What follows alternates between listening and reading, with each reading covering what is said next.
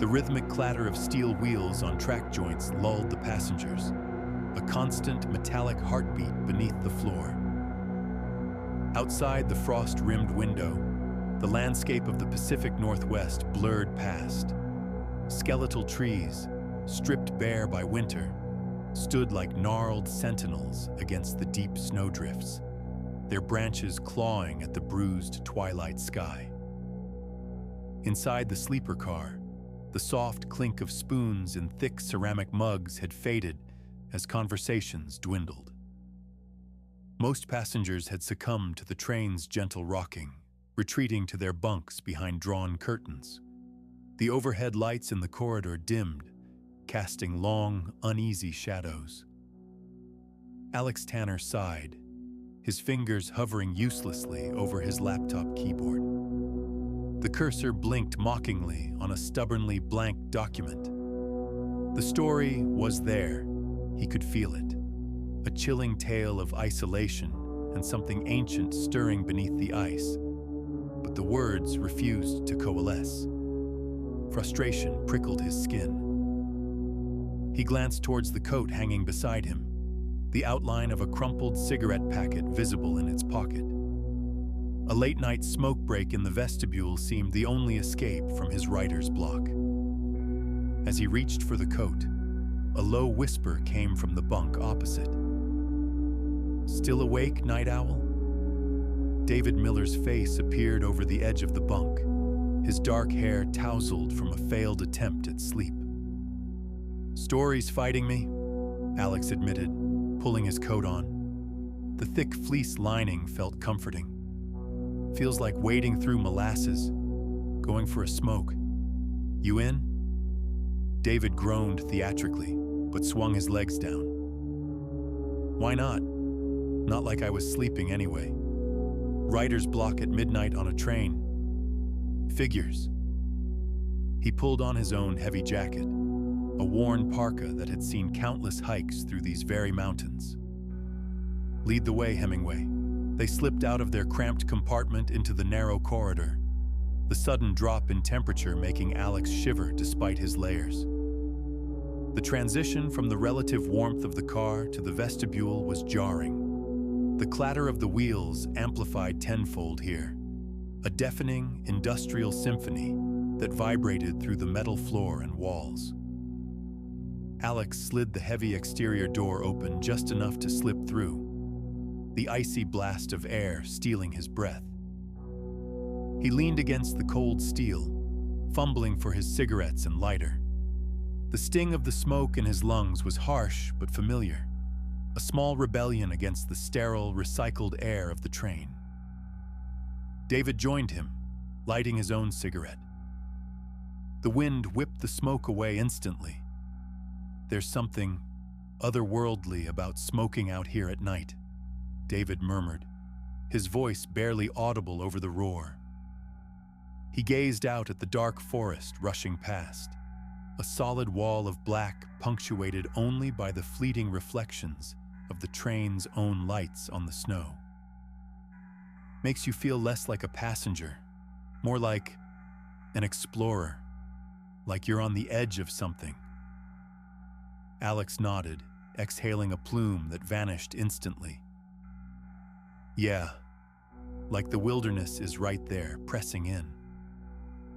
He remembered David mentioning his grandfather had worked for the railways decades ago, driving freight trains through these remote passes. The old man had hinted at strange things seen in the lonely hours before dawn, unexplained lights, figures glimpsed near the tracks in desolate stretches. Alex had always chalked it up to fatigue and tall tales. But standing here, the immensity of the dark forest felt suddenly more aware. They smoked in companionable silence, each lost in their thoughts.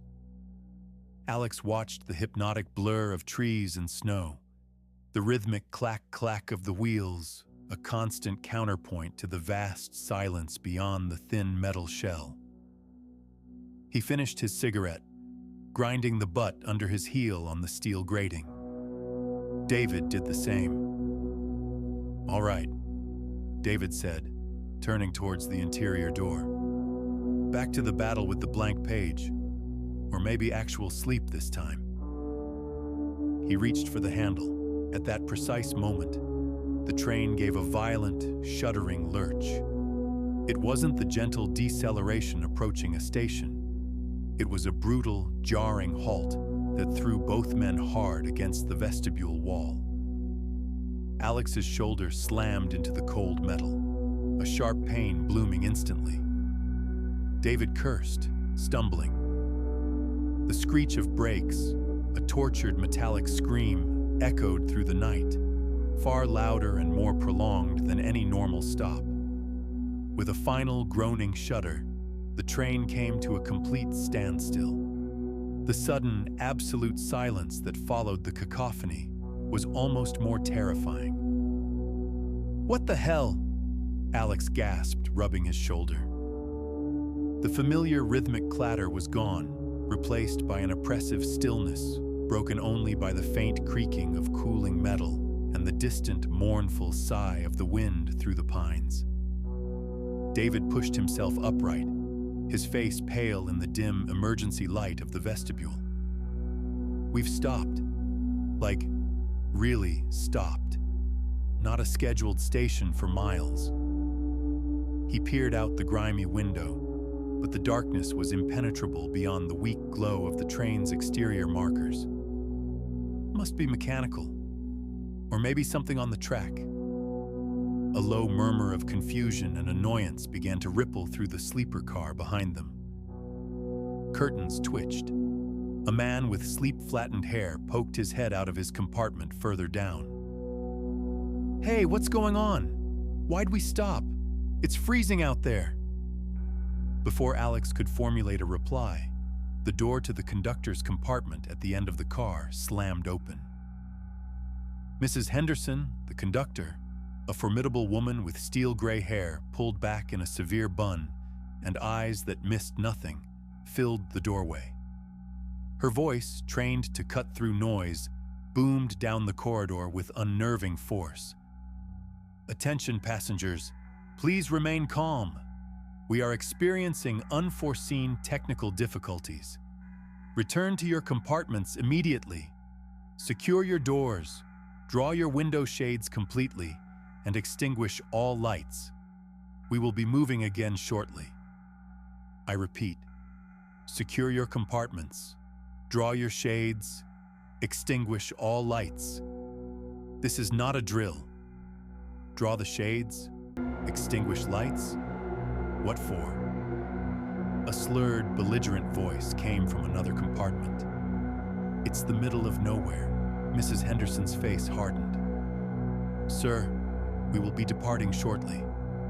Please do as instructed for your own safety." Her tone brooked no argument. "But why the shades?" The drunken voice persisted, though it was cut off as the conductor firmly shut her own compartment door, the lock clicking audibly. Alex and David exchanged a wide-eyed look. The sheer force of Mrs. Henderson's command and the unnatural specificity of her instructions sent a chill down Alex's spine that had nothing to do with the vestibule's cold. Wordlessly, they retreated back into their compartment, Alex sliding the door shut and engaging the flimsy lock. David immediately yanked the thick, dark shade down over their window, plunging them into near darkness, illuminated only by the faint standby light above the door. They sat in stunned silence on the lower bunk, the only sounds their own breathing and the low murmur of confused passengers echoing through the thin walls. The profound silence outside pressed in, heavy and watchful. "What do you think is happening out there?" David finally whispered, his voice taut. Alex shrugged, the movement stiff. "Dunno. My grandpa. He drove trains for 30 years, told stories, weird things seen on the night runs through the Cascades. Said sometimes things got on the tracks that shouldn't be there, or weren't there." He paused, the old man's hushed tones suddenly vivid in his memory. "Maybe we look. Just a peek? Probably just engineers with flashlights, right?" David hesitated, then nodded grimly. Okay, quick peek. But if it's just guys in overalls swearing at a frozen brake line, I'm going back to sleep. Moving as one, they crept towards the window. Alex slowly, carefully, lifted the bottom corner of the shade just enough for them both to peer out, pressing their faces close to the freezing glass. The world outside was a monochrome nightmare. Deep snow blanketed everything, reflecting the weak moonlight filtering through the thick clouds. The forest was a solid, oppressive black wall only a stone's throw from the tracks. Nothing moved. No flashing hazard lights. No figures in high-visibility vests. Just stillness and snow. Then David stiffened. Alex, look, over there, by the big pine about 50 yards out. That light, Alex squinted. A single yellowish point of light flickered weakly amidst the trees. It was faint, like a dying ember. Probably a cabin, Alex murmured, though the isolation made that unlikely. Or maybe a ranger station? Maybe, David breathed, unconvinced. He watched intently. Did it just move? To the right? Just a little? Alex focused. The light seemed to waver. Then, almost imperceptibly, it shifted its position. Not the smooth sweep of someone carrying a flashlight, but a small, jerky displacement. Yeah, Alex breathed, a knot forming in his stomach. I saw it too. That's not a cabin. They watched, transfixed, as the light shifted again. Closer this time. It wasn't far away in the trees. It was much nearer than they'd first thought. Maybe only 20 yards out, hovering just above the snow line. It's moving towards us, David whispered, his voice tight with disbelief. A sudden, reckless impulse seized Alex. Driven by a writer's curiosity that overrode his growing fear, he fumbled in his pocket for his phone. He thumbed it on, its screen glaringly bright in the dark compartment, and switched on the flashlight function. Ignoring David's hissed, "What are you doing?" He pressed the back of the phone against the cold glass and slowly moved it sideways. The distant yellow light instantly mirrored his movement, sliding horizontally through the darkness. Alex's breath caught. "Did you see that?" David just stared, his knuckles white where he gripped the windowsill. Heart pounding against his ribs, Alex moved the phone again, this time tracing a slow circle on the glass. The yellow light followed, tracing an identical, unnervingly precise circle in the air. "Contact established," Alex muttered, a hysterical edge creeping into his voice. He drew a quick cross. The light duplicated the symbol flawlessly. "Alex, stop it," David hissed. "You're playing with something. I don't know what that is, but it's not a hiker." Alex lowered the phone. The yellow light paused, then, after a moment, began drifting purposefully closer. It wasn't just moving. It was advancing with a dreadful, swaying gait, bobbing slightly, as if carried by something walking. "Your new pen pal's coming over," David said, his attempt at humor falling flat. "Hope it's friendly." The light drew nearer, illuminating the figure carrying it. A man stumbled through the deep snow, dressed absurdly in thin sweatpants and a stained t-shirt, utterly inadequate for the sub-freezing wilderness. He held aloft an old-fashioned kerosene lantern, its glass chimney cracked and smudged, emitting the sickly yellow glow that had first caught their eye. But it wasn't just the clothing. His movements were grotesque, stiff, jerky, his head lolling at an unnatural angle. He held the lantern high, not for illumination, but like a beacon or an offering. "Congratulations," David breathed, his voice barely audible. "You summoned a lunatic. Only a crazy person would be out here dressed like that." Alex couldn't tear his eyes away. There was something profoundly wrong about the man's gait, the way his limbs moved out of sync, the utter lack of urgency despite the brutal cold. The man reached the steep embankment leading up to the tracks. He paused, his head slowly swiveling upwards towards their window. The weak light from the lantern fell fully on his face. Alex recoiled, stifling a gasp. The man's face was grotesquely swollen, the skin taut and shiny, stretching his features into a nightmarish mask. His eyes were reduced to mere slits, glinting with an unnatural wetness. Yet, through the distortion, his lips were pulled back in a wide, rictus grin, revealing 2 rows of startlingly white, perfectly even teeth that seemed too large for his mouth. The man dropped suddenly onto all fours and scrambled up the snowy embankment with shocking speed, vanishing from their limited view below the windowsill. "What the hell?" Alex choked out, turning to David. His friend's face was ashen, his eyes wide with primal fear. They stared at each other, frozen, minds racing to process the impossible sight. A split second later, the kerosene lantern arced upwards, appearing just outside their window, held high like a grotesque trophy. It slammed against the thick glass with a dull thud. Held in the grip of the same swollen hand, Alex saw the fingernails, elongated, thick and filthy, curved like talons encrusted with something dark and flaking. "Shade! Pull the shade!" Alex rasped, scrambling backwards on the bunk, pressing himself against the compartment wall as if he could melt into it. David fumbled, yanking the shade down completely, just as something heavy scraped against the outside of the train near the window. A low, wet thud followed. "Alex," David whispered, pointing frantically towards the edge of the shade he still held slightly askew. "Look." Trembling, Alex leaned forward.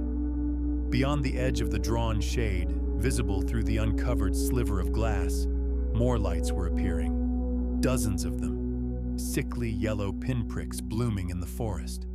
And beneath each light, stumbling, falling, and lurching upright again, were figures. More figures dressed in rags or inappropriate clothing, moving with the same broken, disjointed gait, converging on the train, drawn to the lantern, or perhaps to the train itself. "David," Alex whispered, his voice cracking. "What is this?"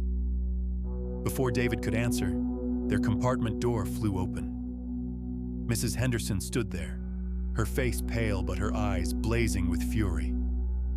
"Did you not hear me, you idiots?" she hissed, her voice a venomous whisper. She lunged forward and snatched the shade from David's hand, yanking it firmly into place, plunging them into near-total darkness. "I said draw the shade! No lights! Were you raised by wolves?" "What's happening?" Alex and David demanded in unison, their voices thick with fear. "Technical difficulties," Mrs. Henderson snapped, already backing out the door. "Now stay quiet and stay put." She slammed the door shut. The sharp click of a key turning in the lock echoed with horrifying finality. They were locked in. "That's not just technical," Alex breathed into the suffocating dark. "Something's very wrong out there." David didn't answer immediately. They heard it then, the soft, wet thuds against the outside of the train. Not just on their window now, but all along the car. A rhythmic, insistent tapping. Then came the scraping, like claws or broken fingernails dragging slowly down the cold metal siding. A low, guttural murmur seeped in from outside, a sound devoid of language, thick and phlegmy. And beneath it all, faint but unmistakable, the smell began to permeate the compartment's seals, the cloying, sweet-rot stench of decay. Grandpa never mentioned anything like this. David finally whispered, his voice trembling. He talked about lights, figures, but not this smell, not this sound. He drew his knees up to his chest. Maybe escaped psych patients, some wilderness cult initiation, or he trailed off, the unspoken word hanging heavy in the air. Zombies. The attempt at a joke fell flat. Alex could only think of that swollen face, the impossible teeth, the talon-like nails. A nervous, brittle laugh escaped him. David joined in, a release of unbearable tension, their laughter escalating into near hysteria until it was abruptly severed. A scream tore through the night, not a shout of anger or surprise, but a raw, animal shriek of pure terror and agony from somewhere outside, near the front of the train. It rose, piercing and horrifying, then cut off with chilling suddenness. The murmuring outside intensified, becoming a hungry chorus. The tapping and scraping against the train's hull became frantic, a frenzied drumming. Silence descended within their car. The confused murmurs of passengers had ceased entirely, replaced by the muffled sounds of movement behind locked doors, frantic shuffling, low whimpers, the click of latches being checked and rechecked. What? What was that? Alex stammered, his voice shaking uncontrollably. David didn't answer. He was rigid, staring at the locked door. Minutes crawled by, each second stretched taut by the symphony of horrors outside. The scraping, the wet thuds, the guttural murmurs that seemed to vibrate through the metal frame. Alex checked the compartment door handle repeatedly, knowing it was futile. The cold metal a confirmation of their prison. The smell of decay was stronger now, seeping under the door, thick and nauseating. Then, the dam broke inside the car. "What is going on?" A man's voice roared from a nearby compartment, thick with panic. "Why are we locked in? It's winter. My wife is pregnant. I demand answers. Open this door. Open up, now!" Another voice, female and shrill, joined in. "We have a right to know." "I'm calling the police," someone else yelled, the futility of the statement echoing in the enclosed space. "Keep quiet. We'll be moving soon." Mrs. Henderson's voice boomed from her compartment, trying to regain control, but the edge of fear in it was unmistakable. "Soon isn't good enough, lady," the first man bellowed. "I'm breaking this damn door down." A series of heavy, jarring thuds echoed down the corridor as he slammed his weight against his compartment door. "You hear me? Open it, or I'll smash it." "Smash it, and you'll pay for the damage," Mrs. Henderson retorted, her voice strained. "Screw the damage." The thuds intensified, punctuated by the splintering crack of wood. "My wife needs help. Where's the conductor? I'm going to find the engineer." There was a crash, the sound of a door giving way, then heavy, pounding footsteps running down the corridor towards the vestibule end connecting the cars. "Open this! Open this door to the next car! Conductor! Engineer!" "Sir, stop! Don't open that!" Mrs. Henderson's voice was shrill now, laced with genuine terror. The sounds that followed were chaotic, brutal, and sickening. A scuffle, grunts, curses, the wet smack of a fist hitting flesh. A woman's scream, high-pitched and filled with utter terror. Then, the unmistakable, heavy metallic clunk of the exterior door at the end of the car being unlocked and hauled open. A gale of frigid air, thick with the stench of decay, blasted down the corridor. "Oh God! Oh Mother of..." The man's roar of defiance transformed into a shriek of pure, unadulterated horror. It was abruptly cut off, replaced by the woman's scream rising to an impossible, brain-shattering pitch before it too was silenced mid-cry. The sound wasn't just cut off, it was consumed. by a sudden wet, tearing noise and a chorus of guttural snarls that flooded in from the open doorway. Panic exploded within the sleeper car. Compartment doors rattled violently as trapped passengers screamed and pounded from the inside. "Let us out! Let us out! They're inside! Oh God, they're inside! Help us!" Someone slammed bodily against the wall of Alex and David's compartment, shaking it. They huddled on the floor behind the lower bunk, instinctively making themselves small targets, paralyzed by the sheer, overwhelming madness. The world had tipped into a nightmare, and the rules had dissolved. The noise in the corridor changed. The desperate screams and pounding faded, replaced by a new sound: heavy, shuffling footsteps. Slow, deliberate, accompanied by a wet, dragging sound, and a low, collective breathing, thick, rasping, like bellows filled with mud. The smell intensified exponentially, a physical presence now, coating the back of their throats with the taste of rot. The footsteps stopped directly outside their compartment door. Alex and David froze, not daring to breathe. A thick, wet sound, like a slug dragging across metal, came from the door handle. It jiggled, then jiggled again, harder. Something heavy leaned against the door, making the thin metal groan. A low, wet gurgle emanated from the other side, inches from their faces.